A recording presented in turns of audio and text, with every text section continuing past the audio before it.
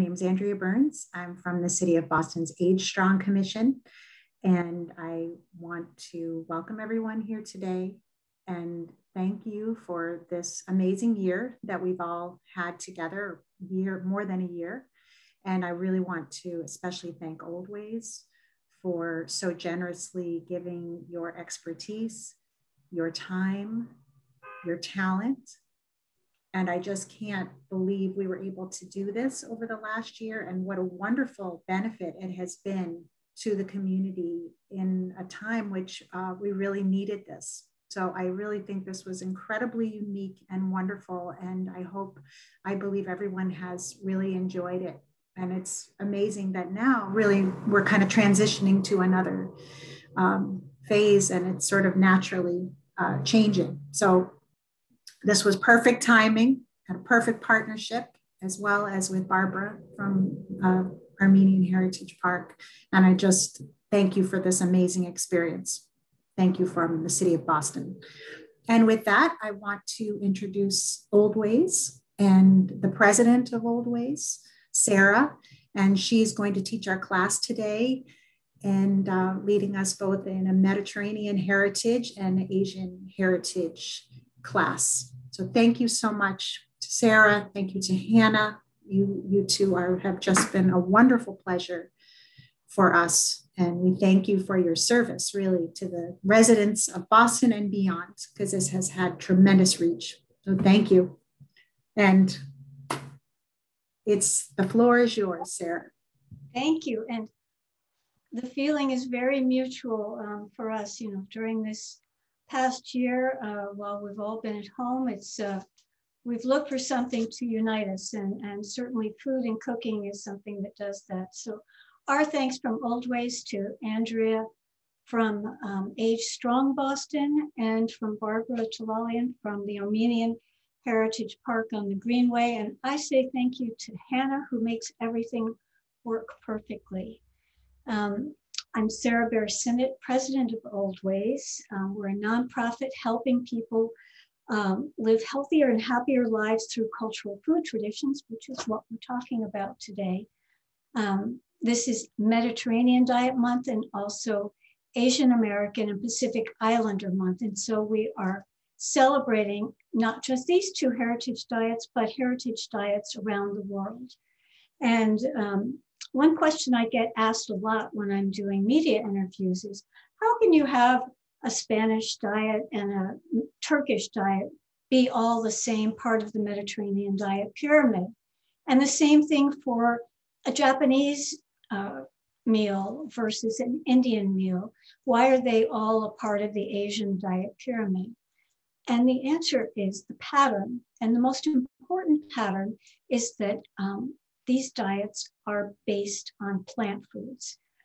Here is our Mediterranean diet pyramid, and I hope you can see it. The bottom layer, the bottom level of the pyramid are plant foods, and our guidance with this is base every meal on these foods, so that when you're thinking about breakfast, lunch, or dinner, you first think about these foods, not what's up at the top, red meat or other foods. Think of the plants first.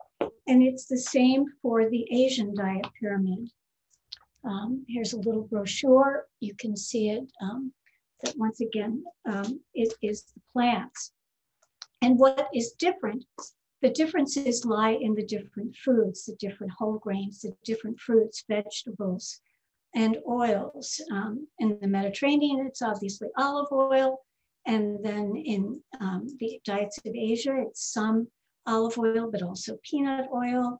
The African heritage diet, like the Asian diet, uses less oil than the Latin American and the Mediterranean diet. And then there are some real world examples that show how similar all these heritage diets are.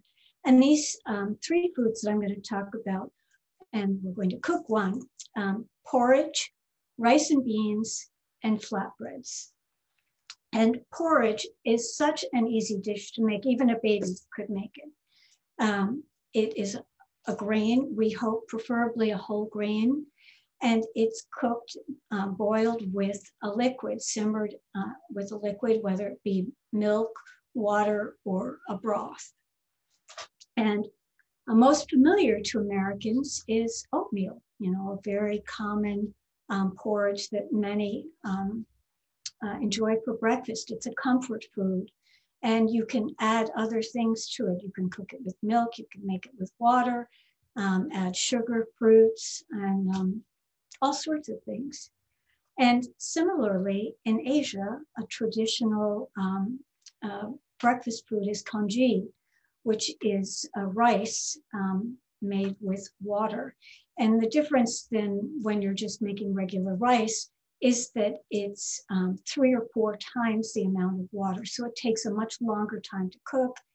And other things can be added, just like oatmeal, including vegetables, fish, to make it a side dish or a main dish.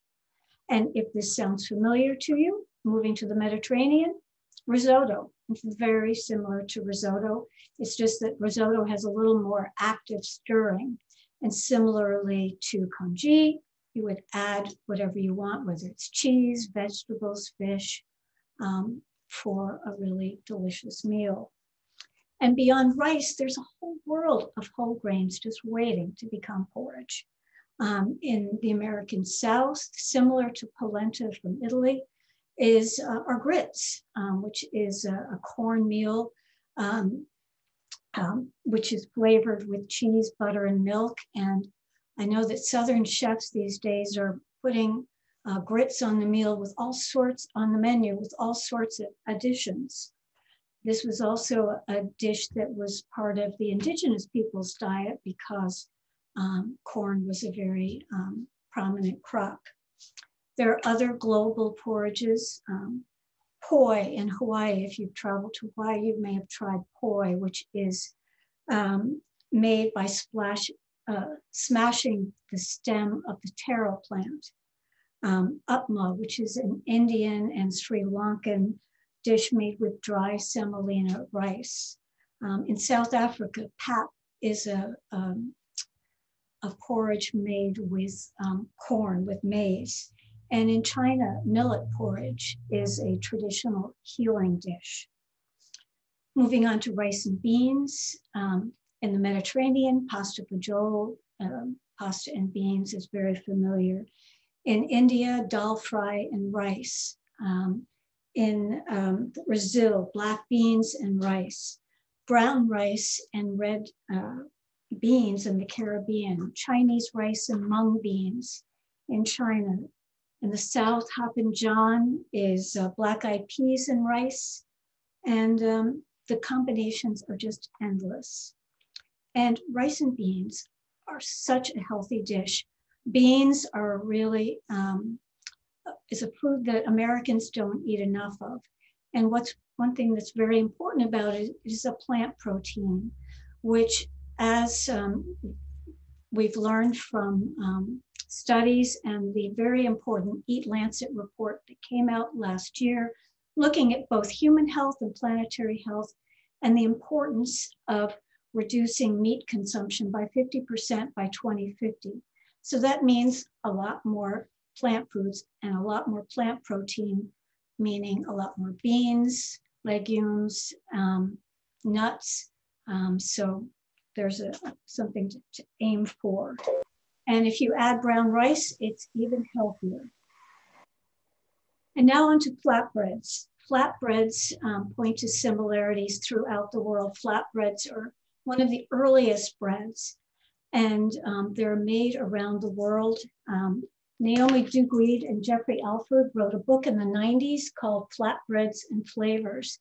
And at Oldways, we were so taken by this book that we asked Naomi and Jeffrey if we could use this book as a model for a cooking curriculum we were creating for children called High Five.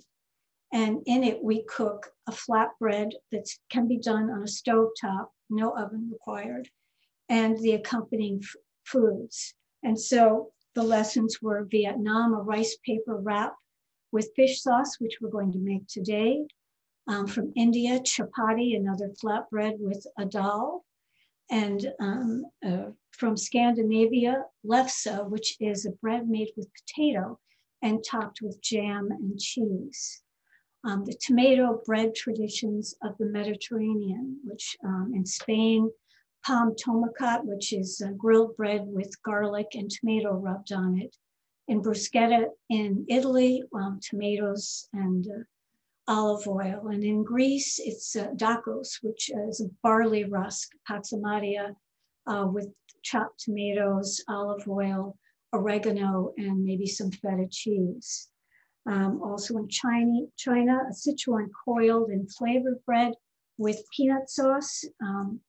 Eastern Mediterranean, which we're going to cook today, is a pita bread with a chickpea salad. And then from Mexico, a corn tortilla, black beans, and salsa. So the common denominators are a grain with made into a flatbread with accompanying foods.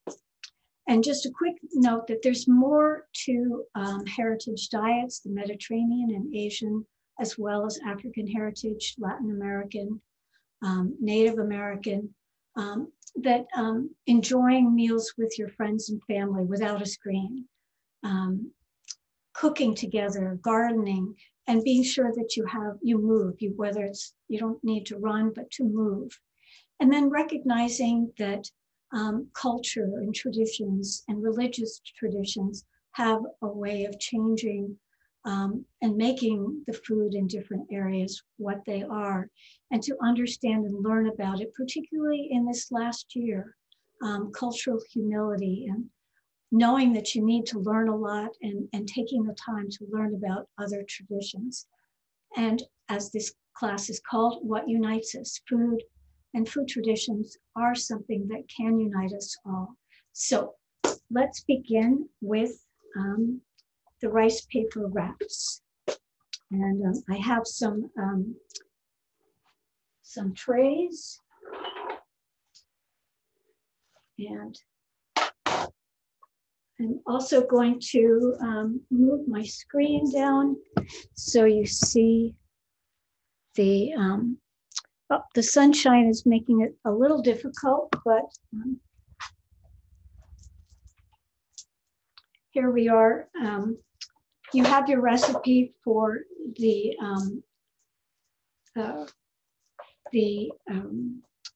dipping sauce for the wraps. I thought it would be best to make the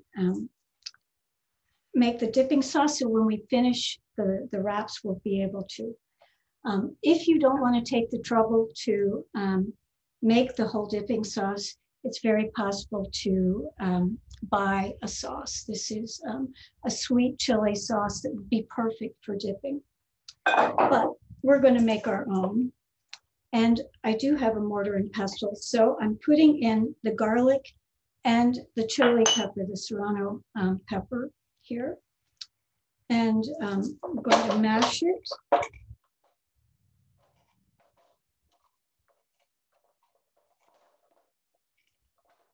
This is obviously a Mexican one, but so I'm mashing as best I can.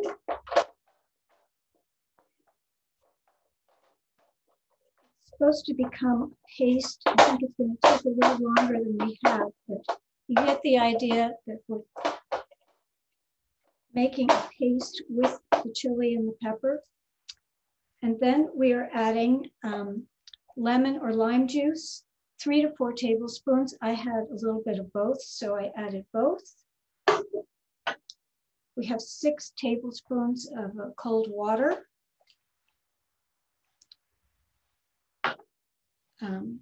We have 2 tablespoons of sugar. I need a tablespoon, I'm just going to guess here, of sugar. And I did not do the carrot. And then we need 6 tablespoons of the fish sauce. And usually I needed to, here's the tablespoon. I need to go to an Asian market, but I was able to find this at my local Hannaford's. 3, 4, 5, and 6. And this is the sauce to dipping. The fish sauce smells very fishy, but you'll find that it's delicious, as would be this chili sauce too. So we will leave this here, and then bring out the rice paper wrap.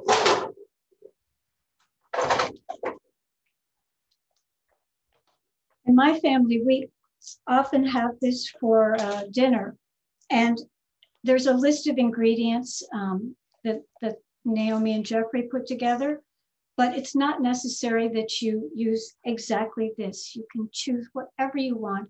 I would highly recommend that it be, use a lot of herbs. The fresh herbs, they really have a great smell and a great taste. So, and also I have left off the shrimp. These are now the rice paper wraps you can find in the grocery store. It used to be that I'd have to drive to an Asian market.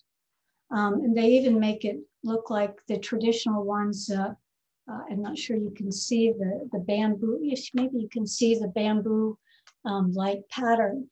This is how they were traditionally made and dried on bamboo. So we need to first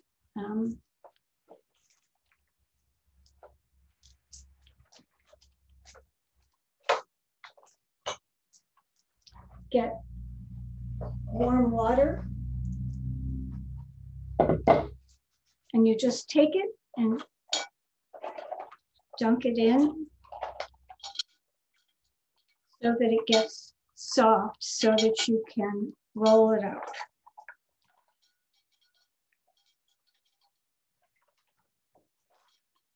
It becomes much more pliable.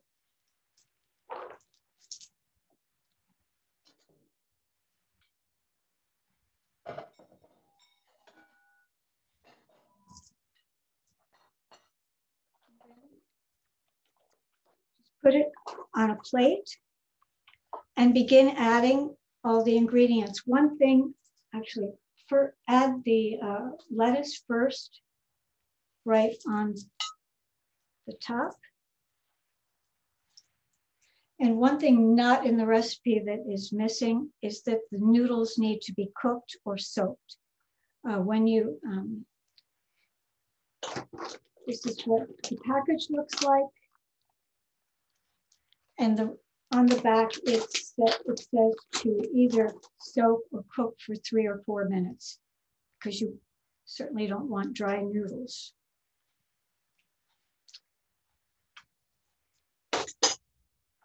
I'm adding tomatoes. I use cherry tomatoes rather than a full tomato. Got pineapple slices. And then we have mint, cilantro, and basil. And that's all there is. And then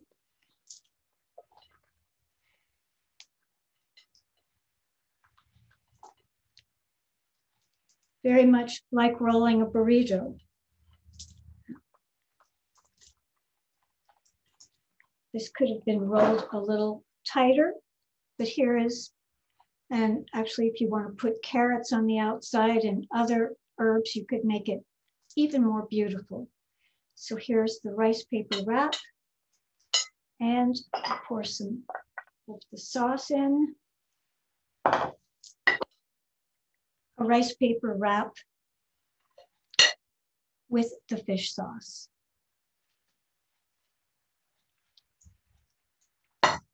It's a very simple assembly.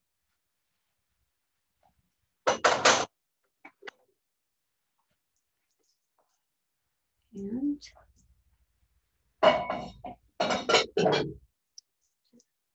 take off my microphone for a minute.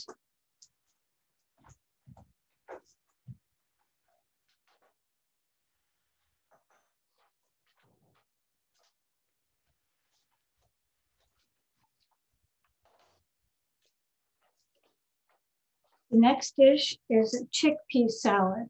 So one of those great beans that will be plant protein to give you extra fiber. And also this dish just tastes great. And need a bowl.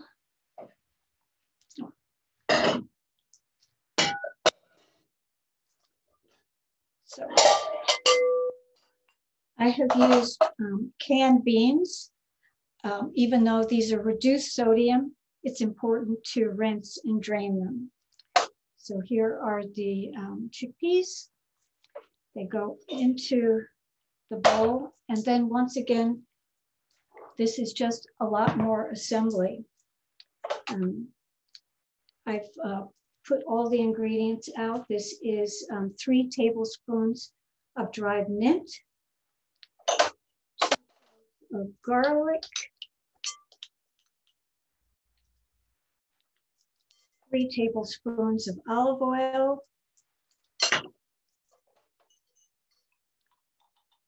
this is 2 tablespoons of fresh lemon juice.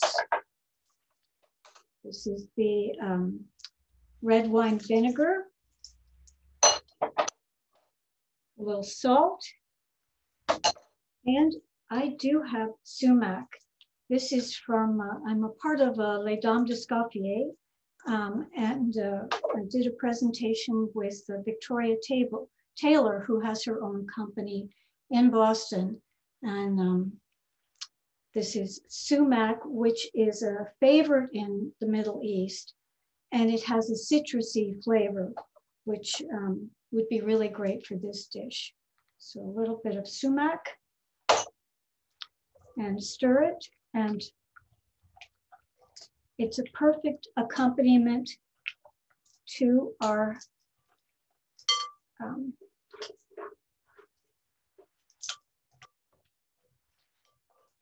pita bread, which we are going to make. And in an earlier class of What Unites Us, I did make a fattoush, which is part of this class. So I would recommend having a fattoush. It's a Lebanese layered salad, also with lots of different herbs. And especially if you want to use all the herbs that you buy, it's great to find other dishes that you can make with all the herbs. So I was able to use them with both the rice paper wraps and with the chickpea salad. So here is the chickpea salad. Hope I can show you. I'll put it out on a plate so it's, you can see it.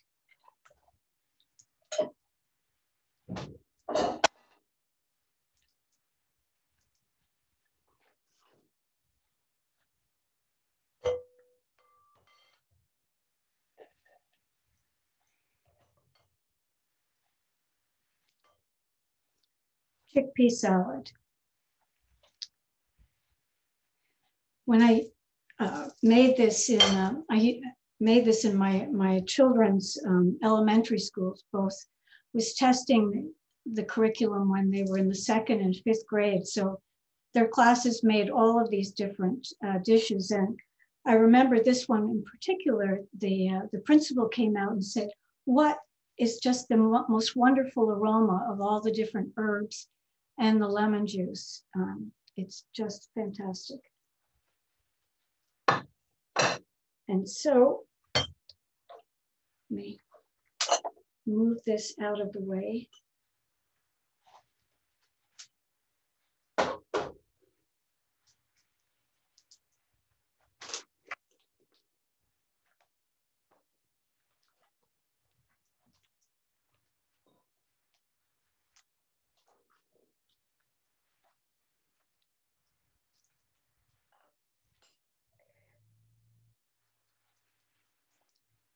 And now we're moving on to the pita bread.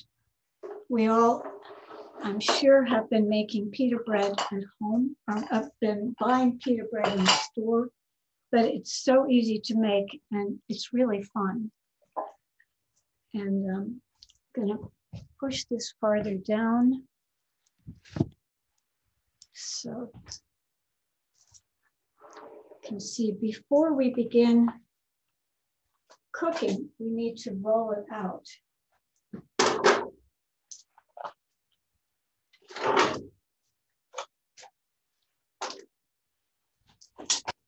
No kitchen assistance today. I made the dough yesterday because we don't have time for it to rise and punch down. I'm sure most of you have made bread. This is very easy. There's just one rise, and it's made with both whole wheat and white flour. So it's a little bit more white flour than whole grain. I used white whole wheat. And so here is the total amount of dough. And the recipe calls for it to be broken into 16 pieces. So here's half.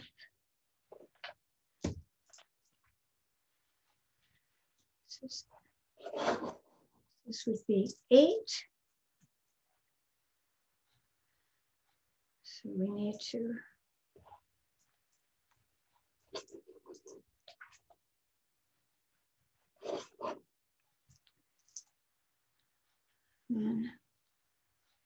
okay. So we'll end up with about this much in each of the pitas. And so the recipe says with a floured hand to push it flat.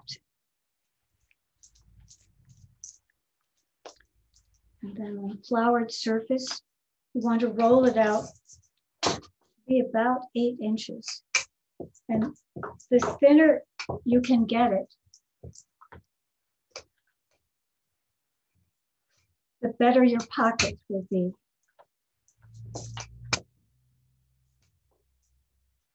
You know, are you able?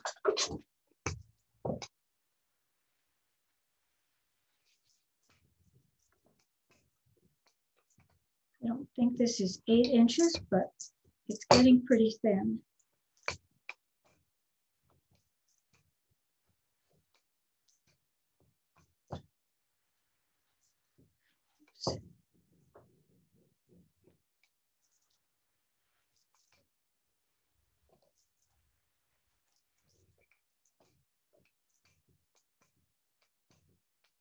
Get it as thin as you can.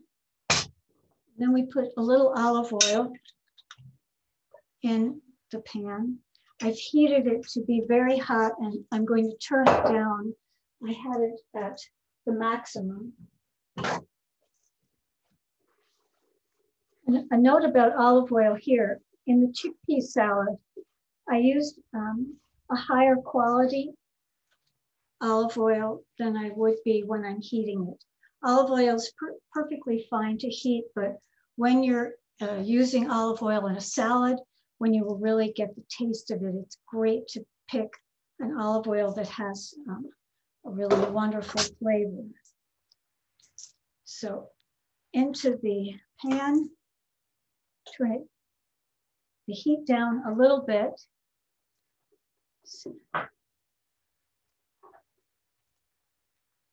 And 15 seconds will guess. I'm not sure you can see, I hope you can. There are little bubbles beginning to form, which are the beginning of the pocket.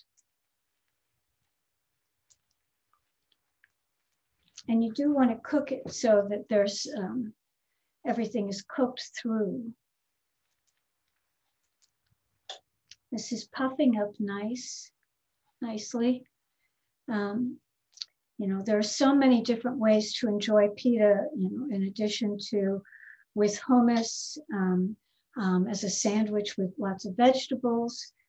If you are make a meze plate for a dinner party, whether it's a main course or whether it's an appetizer. And so this should stay another minute on this side, and it should really start puffing up.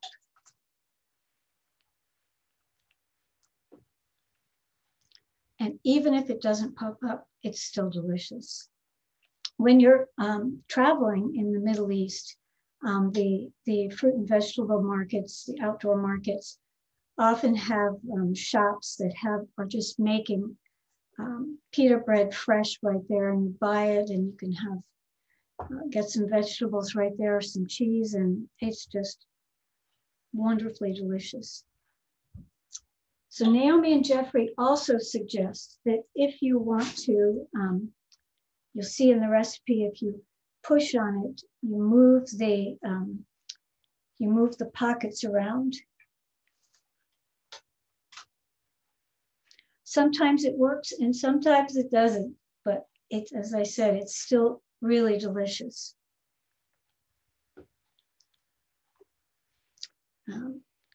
This is in the Middle East, breakfast is, often vegetables and some white cheese and pita bread and hummus. You could have this dough in your refrigerator and keep it for a while, and just pull a little bit out and make some for hot pita for your breakfast. So here's a nice puff coming right there. And it doesn't look like the grocery store one. It's not a perfect shape, but it is perfectly delicious.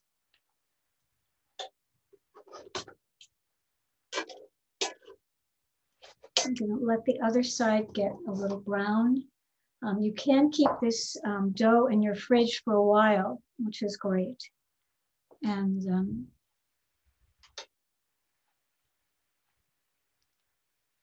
I highly recommend it. So Hannah, are there any questions? We do have a few questions. Great. First is about your first recipe for the rice paper wraps. Yep. How long do you think you could store the dipping sauce in the refrigerator? I think you could store it for a while. Yeah, I'd say maybe a month. Great. Our next question is about the chickpea salad. Is there something for someone who's allergic to lemon juice? What would you recommend in place of that? Lots of olive oil.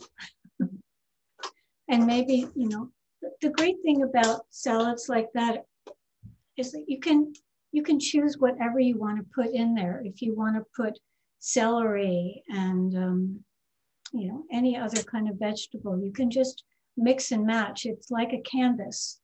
And as so many, just like the rice paper wraps, you can put anything in it. You can design things on the bottom level, so when you roll things up, it's absolutely beautiful. But I assume that if you're allergic to lemon juice, lime juice is not allergic to lime juice as well. So here is the pita bread. And I'm going to cut it and see if I have any kind of a pocket. It's so hot, I can't touch it. Just a little bit of a pocket here. So, but it will still be delicious with hummus, with tzatziki, with the chickpea salad.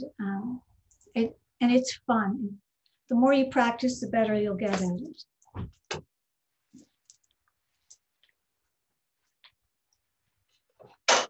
Here is the chickpea salad and pita bread. And I brought a little hummus out too, which would be great to add. Any other questions?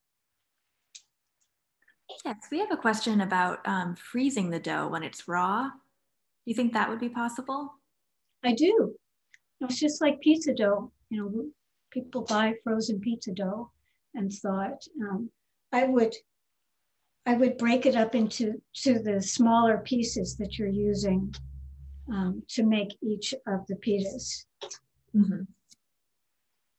We have sort of the reverse question. Could you cook it first and then freeze it? If you warmed it up, would it still taste as wonderful? It depends on your freezer. I'm not sure. My freezer doesn't always deliver same thing, but yes, you definitely could freeze them and could put it in the toaster, I guess. Great. We have a question from Peggy about maybe baking the pita bread in the oven. She remembers that her aunt did that.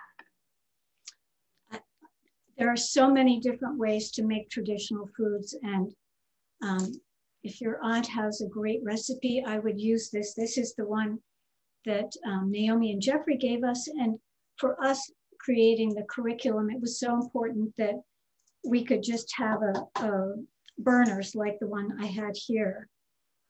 So I didn't have to have my back to you cooking. That's why we chose this one on the stovetop, but definitely you could make it in the oven. I've tried it in the oven too, and it does work as well. Mary has a question about, is there a plant protein that would work in the rice paper wrap? Yes, well, the mung beans were supposed to be there. I just didn't find any, but you could put, it's, you know, the rice paper wraps, the chickpea salad, they're just like pasta where it's a blank canvas and you can add whatever flavors, whatever foods you want. You could put any kind of, you know, lentils would be great in the rice paper wrap. It's really up to your personal taste, and it's great that you think about adding legumes, you know, beans, peas, lentils, more of them into your diet. It's good for your health and it's better for our collective planet. Definitely. We have a question about the chickpea salad again, an alternative for sumac if someone doesn't have that or doesn't want to use it. Just leave it out. But if you love za'atar, for instance, put in za'atar, or if you like cumin, that would be great. Really, there's mint in it, so I would think za'atar or cumin would be great. Great. This is my first bottle of sumac, I have to confess. Mm-hmm. We have a question about the pita bread dough. When you mentioned you put it in the fridge, did you wrap it up to make sure it didn't dry out in the fridge? Yes. Okay. The recipe says to cover it, but I didn't have room in my refrigerator to put a giant bowl and it covered. So I put it in a giant plastic bag and zipped it, and it kept it fresh. Great. And I think it would stay this way for 3 days or so. You know, I could continue making this, making pita bread for breakfast or dinner. And actually, my family and I are having all of this for lunch. Oh, that will be great. We have a suggestion from Debbie, so everyone knows, about maybe using seasoned tofu in the rice paper wrap. Ooh, great. Absolutely. For people who would like to cook more of these Asian or Mediterranean recipes at home, do you have any go-to cookbooks or maybe resources from Oldways you could tell us about? Well, Oldways has a number of resources. We have recipes. We also have a 4-week Mediterranean diet menu book. Hannah is running a Mediterranean challenge this month. We're almost through. Today's the 26th, so there are just a few more days. There's this. We also have whole grains around the world, and this includes 1 week of Asian, 1 week Mediterranean, one African, and one Latin American. Also for shopping, Oldways has this cool Mediterranean diet shopping list. But my go-to cookbook authors for Indian cooking, Madhur Jaffrey. I've always loved Barbara Tropp. For Chinese, also Xiao Chu Chin has two wonderful books on, she calls it Chinese soul food and Chinese vegetarian soul food. And it's not soul food as you would think of soul food, like Southern soul food. It's food of the heart, food of the home. She's wonderful. And in the Mediterranean, the classics of Aglaia Cremesi in Greece, Nancy Harmon Jenkins, Claudia Rodin are some wonderful cookbook authors who are true experts. Those sound great. Thank you. For someone who would like to start cooking more from the traditional diet pyramids, we've talked about how similar they are. Are there a couple of pantry staples that people should keep in their kitchen for cooking? Absolutely. First one is olive oil. And I would get an everyday olive oil and then one for finishing fish or to have in a salad like a chickpea salad. Herbs and spices, whatever ones you want. Things like tuna, canned beans, canned tomatoes for cooking during the winter. Looking at our grocery list, nuts and seeds as well. Lots of different whole grains, just to have them on hand. They're so easy to cook, and on our website, we have very simple cooking times and preparations, how much water or liquid you would need to go with it. I think it's always great to have some yogurt, plain yogurt. I personally like full fat plain yogurt that you can add things to. It's probably good to have canola oil and peanut oil as well. And seeds. Great. Could you tell us a little bit more? We had some requests for people to see the Med and Asian diet pyramids, and that's so interesting about how that all got started. Could you tell us about how those pyramids were formed and who were those experts and what did you consider in creating those eating patterns? Well, the Mediterranean diet pyramid was the first one, and in the early 90s, the US government had a policy of low fat or no fat. And at Oldways, along with many nutrition scientists, we believed that no fat, low fat was a recipe for obesity. And it has been proven over time that that's certainly so, and that there are studies that show by eating healthy fats like olive oil or avocados or nuts or fish oils, you become full and satiated and don't eat as much. If you're eating more carbohydrates, which a lot of the low fat, no fat foods were, there's a big sugar spike and then come crashing down and you're hungry again and you end up eating more, particularly sugars. And so we brought science, because there was the most science about the Mediterranean diet, going back to Ansel Keys, who was really the father of Mediterranean diet research. We brought scientists from the Mediterranean and the United States together for a large conference. And our mission was to describe the Mediterranean diet. But before we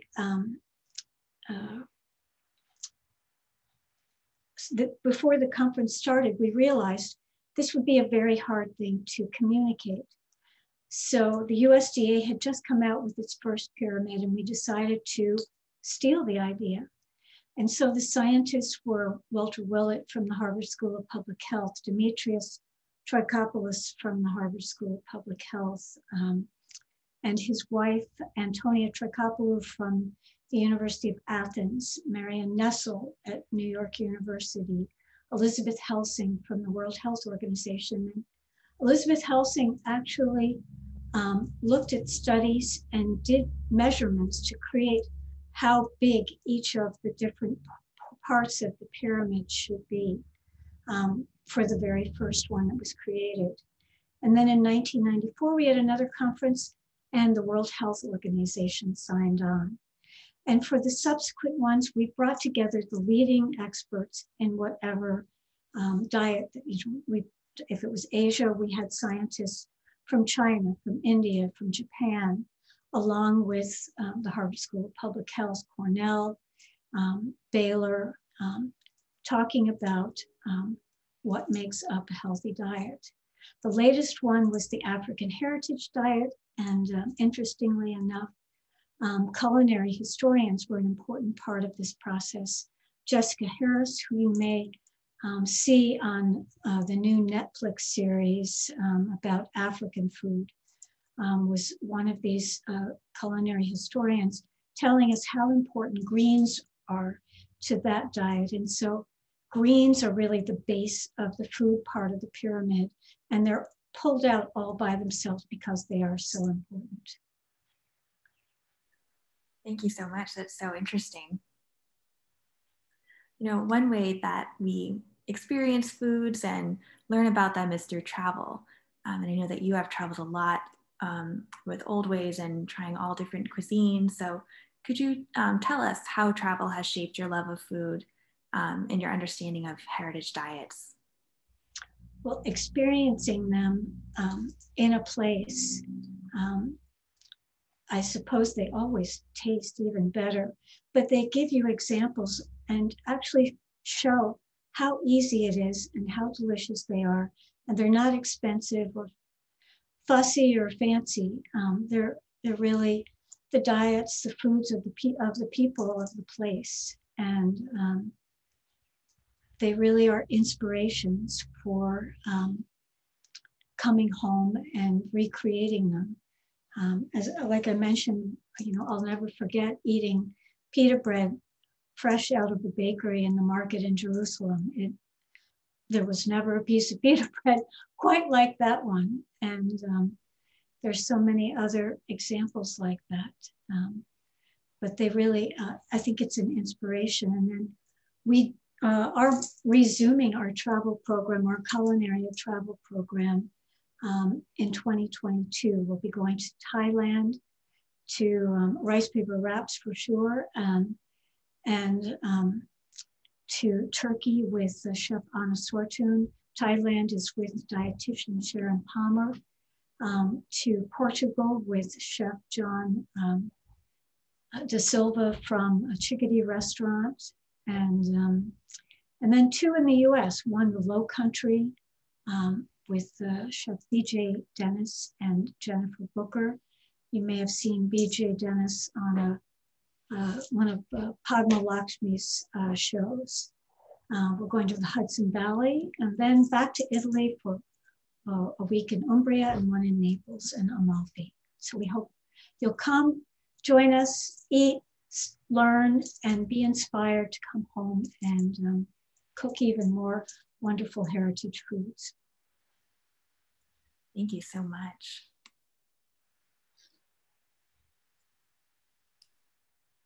This might be the perfect time for me to join you all on behalf of Friends of Armenian Heritage Park and extend our heartfelt appreciation to you, Sarah, Hannah, Andrea Burns, Old Age-Friendly Boston. What an extraordinary series this has been. Thank you so very much. We're not going to let you go far. We're all taking the summer off and bringing people together at the park, and we hope you'll join us. And then in September, we have another program with Oldways virtually, and then again early in the new year. In the meantime, how wonderful it would be at one point along this adventure of life with us to encourage an Oldways trip to Armenia. We'll be with you, yes, and let's make that happen. We would absolutely love that. In the meantime, however, I hope everyone will join us. We're inviting the chefs that have participated in this wonderful series. I'm looking down to give you the right date to join us at the park on June 9th at 4 o'clock for our Tea and Tranquility series, when we hope as many chefs that are local can join us and we can meet and greet. And then on June 2nd, which is next Wednesday, the Boston Pops is going to be performing. The brass ensemble quartet is going to be performing at the park at noon. Join us. We'd love to see you then too. In the meantime, bon voyage. Continue the great work, Oldways. Andrea and Age Friendly Boston, we're just together in all these collaborations. And to each of you, thank you so very much. Enjoy. We look forward to seeing you at the park and have a lovely, lovely day.